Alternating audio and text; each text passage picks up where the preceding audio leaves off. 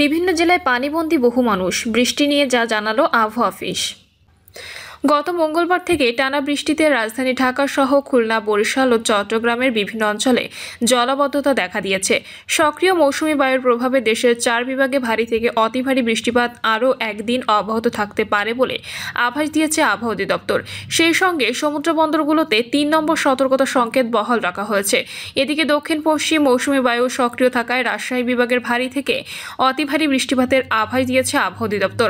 টানা 3 দিনের ভারী বৃষ্টিপাত ও উজানের ঢলে ফেনীর মুহুরী, কহুয়া, সিলোনিয়া নদীর বেড়িবাঁধের 17টি স্থানে ভাঙন ধরেছে।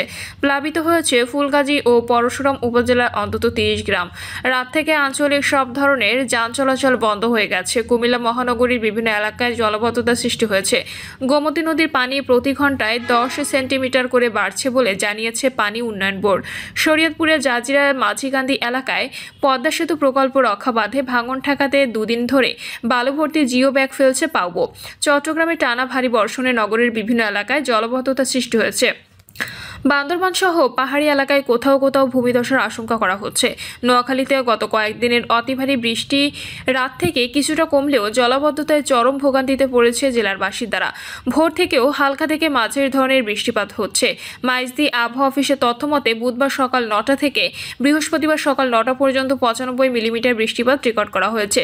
এদিকে ঢাকা ও আশপাশের এলাকায় বৃষ্টিপাত অব্যাহত থাকবে বলে জানিয়েছে আবহাওয়া অধিদপ্তর। বৃহস্পতিবার সকাল 7টা থেকে পরবর্তী 6 ঘন্টার জন্য ঢাকা ও আশপাশ এলাকায় আবহাওয়ার পূর্বাভাসে তথ্য জানানো হয়েছে। পূর্বাভাসে বলা হয়েছে ঢাকার আকাশ আজ মেঘাচ্ছন্ন থাকবে, সেই সঙ্গে বজ্রসহ বৃষ্টিপাতেরও সম্ভাবনা রয়েছে।